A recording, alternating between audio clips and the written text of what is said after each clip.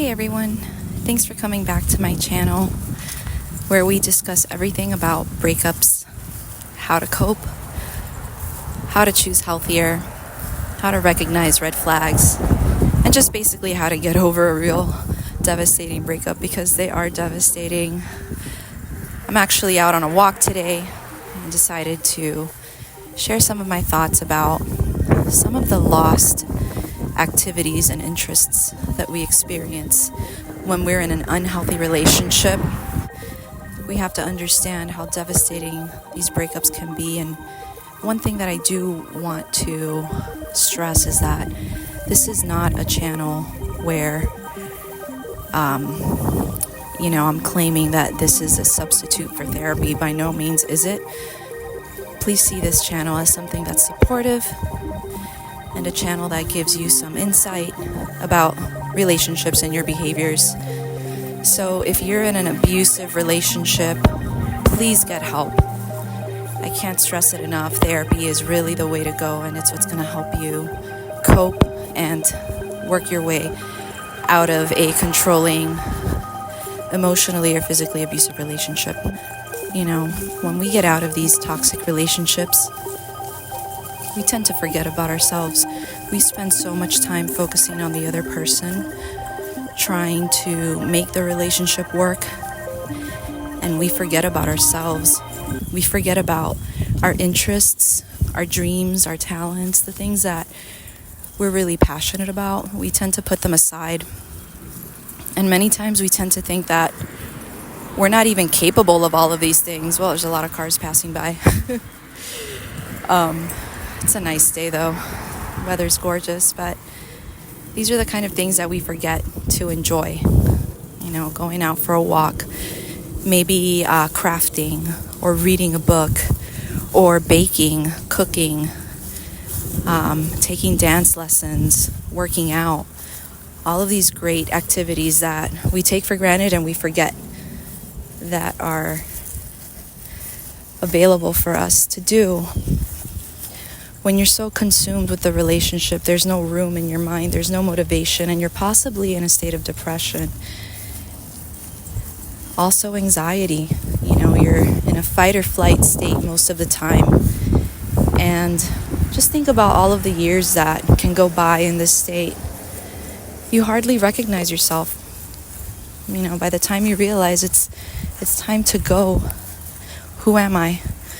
And so I want to encourage you to take this moment, just close your eyes, and for a moment just think about your passions. Think about what you enjoyed doing as a kid.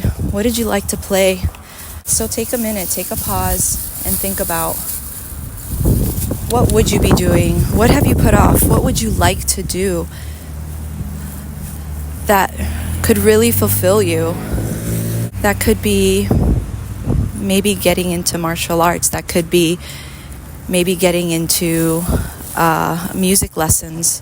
Whatever it is, you're never too old to keep learning and growing. And that's one of the healthiest things that we can do for ourselves. And so I want you to really think about that and really consider, what have I been giving up? What parts of myself have I shut down just so that I can keep this relationship going? And has that been fair to you? Absolutely not. It has not been fair to you. Of course, we're supposed to give up certain things when we're in a relationship, and those things are different for everyone. However, that is for the sake of keeping the relationship healthy, right? So for example, going out every weekend with your friends, if that was something that you were used to doing, then that would be modified in a healthy relationship, and you and your partner would discuss what feels right for you in that regard.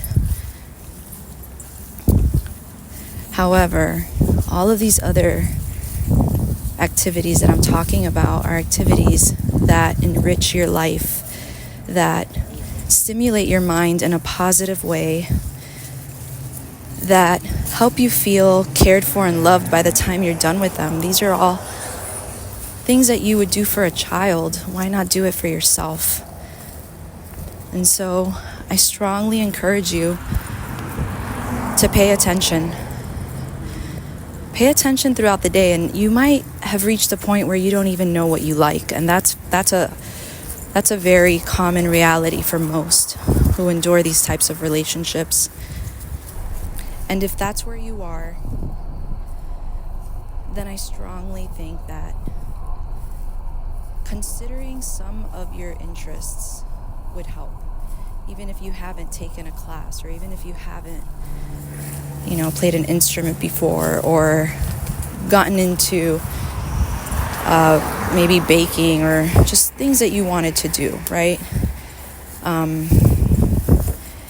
Maybe even going to the spa, or working out, going back to the track, going back to your weight training classes, right? If you still don't know what you like, then try something different every week.